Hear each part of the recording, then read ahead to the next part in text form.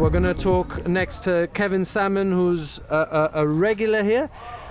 You enjoy the water sports, if I'm not if I've understood correctly, Kevin. Yeah, we've been doing water sports down here for about 40 years. 40 years? No. Since this was closed, when it was like a MOD private beach. And then it was obviously opened up to the rest of the public in Gibraltar, and I've been sailing in this area since then.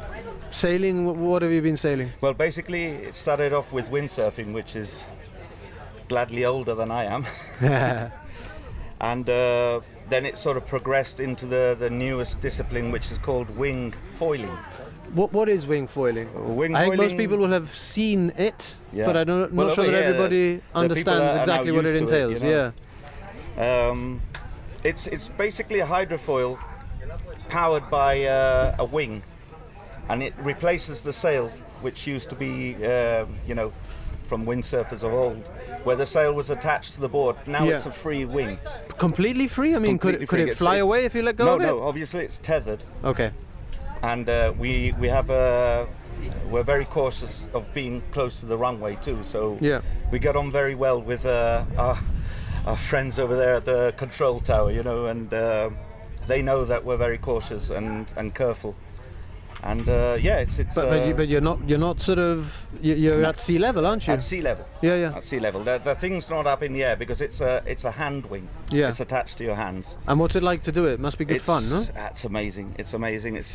Imagine being able to fly over the surface of the water powered by a wing. Only the wind. That's it. You're powered by the wing. There's no engine or motor. And your physical strength, and no engine, no nothing. And the thing is that it actually flies above the surface, aided by the hydrofoil. Yeah. So you start off sort of on the flat, and then it lifts off. It lifts off exactly like if it was flying like a plane, basically. The thing is, it doesn't leave the surface.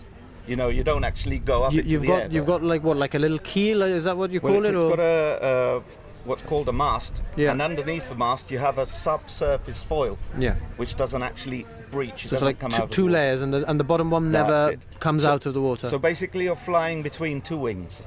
One under the surface, which you control with your feet, and the other one on the surface, which you control with your arms. So the amount of coordination needed is it's phenomenal, honestly. Well, you manage it. We've got some footage of, I don't know if it was you who was out here yesterday afternoon? That was Victor and somebody else, I can't remember his name.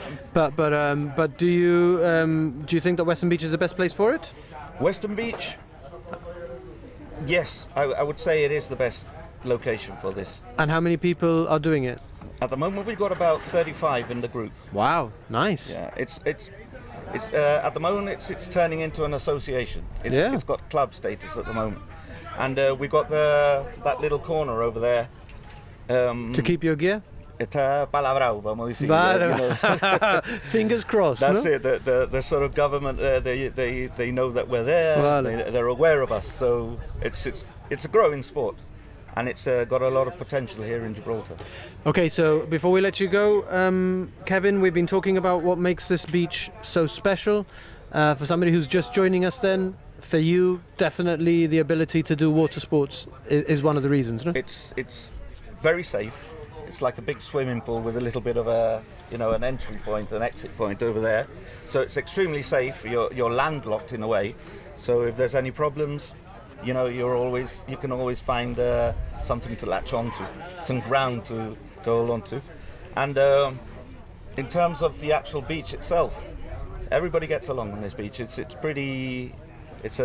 good family vibe. Yeah, it's a good family vibe in this beach.